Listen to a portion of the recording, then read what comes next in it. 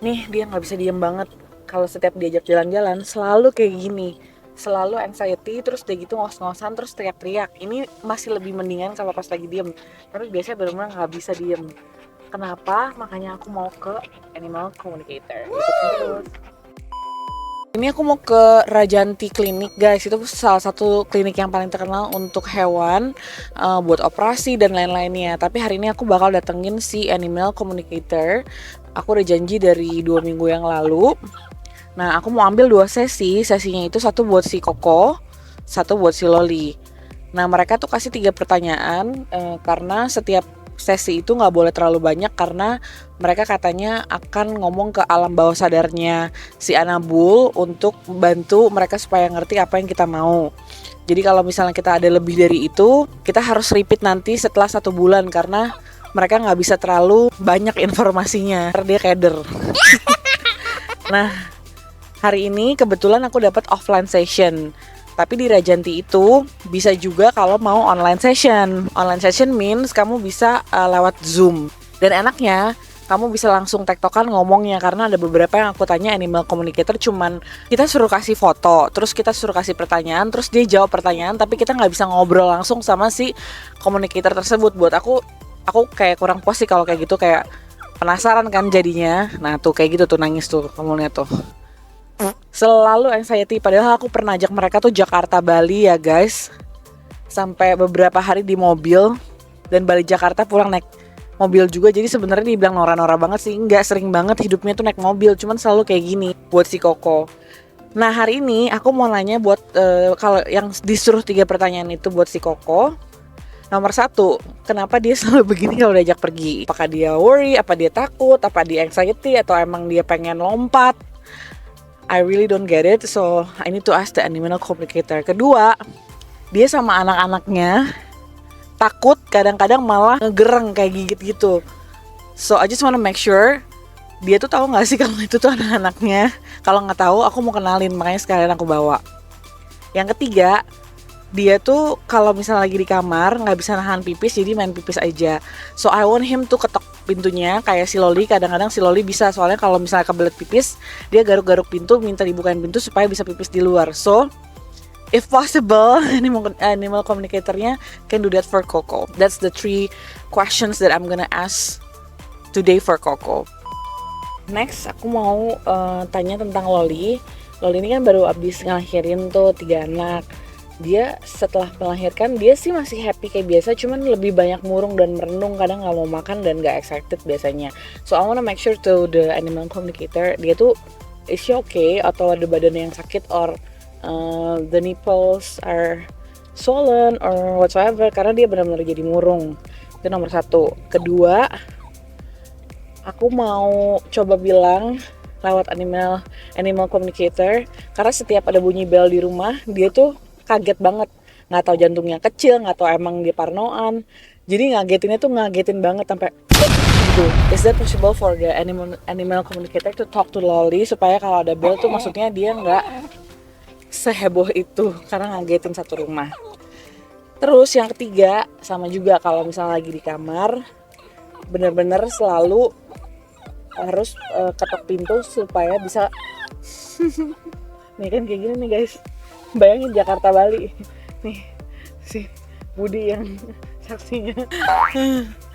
Jadi yang ketiga juga coba buat kalau di kamar supaya kalau misalnya dia kebelet dia bisa selalu ketok pintu.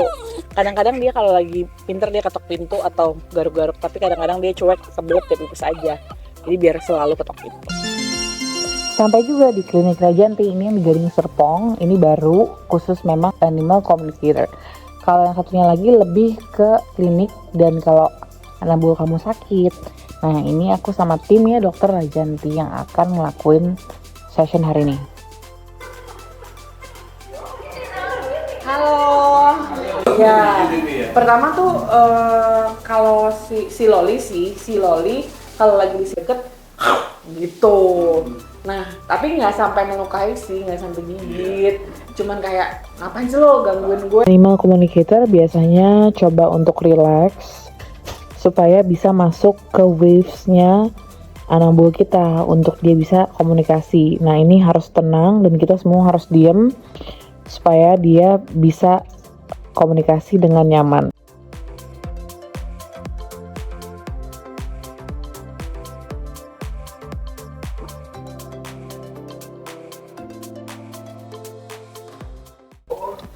Soal anaknya itu dia tahu. Oh dia tahu. Tahu bahwa itu anak dia.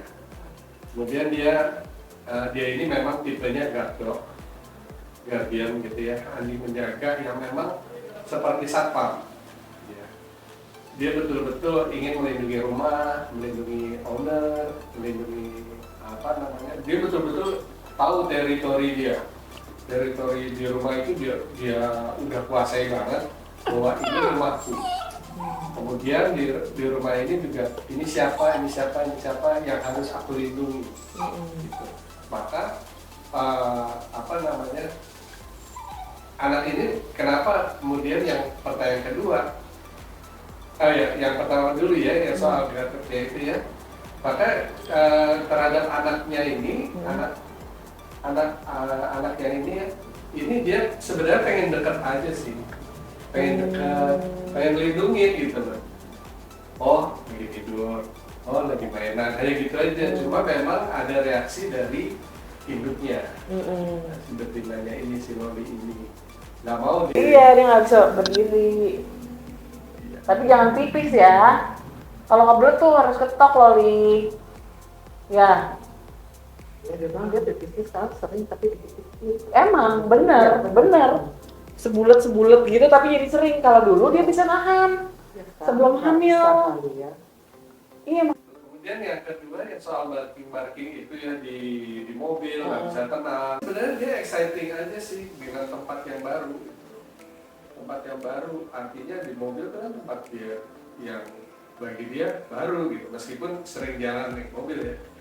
Bagi dia barunya apa? Waktu pas naik itu kan mobil jalan tuh. Kan benda-benda yang lain tuh jadi kayak mundur semua kan. Dia mundur semua dan dia jadi exciting banget ya lihat sana sini terus itu apa sih gitu. Nah dia terus mau menunjukkan bahwa ada aku loh udah barking ya. Jadi dia berusaha cari perhatian orang di luar. Kalau aku barking orang pada lihat aku nggak sih gitu. Dia lebih aneh lagi, dia bilang emang nggak ada pintu yang bisa saya keluar masuk gitu. Kayak di Amerika itu. Dog badge gitu. Soalnya aku tahu dia tahu. Gitu kan. Aku tahu dia juga tahu dia akan dimarahin. Cuman dia tak kebelet, dia nggak bisa buka. Kalau ada yang pintu masuk dia tahu, dia pasti pinter. Oke, this is the end of my session. Aku nggak sabar ngeliat gimana reaksinya Koko supaya nggak bandel di mobil. Nah, ini kita mau masuk mobil in a bit. Let's see. Oh my god guys, ini pertama kalinya bener-bener si Koko bisa setenang ini di mobil padahal dia nggak tidur. Malah sampai saking tenangnya dia sampai ketiduran. Aku nggak ngerti sih, dia juga nggak capek hari ini karena dulu juga sempet lebih capek dari ini. Abis lari-larian nggak tidur sama sekali dan ini dia nggak ada capeknya sama sekali. Bener-bener setenang ini. I hope perjalanan aku ke Gading Serpong membuahkan hasil dan ini akan permanen. Thank you banget Klinik Rajanti. I'm so happy.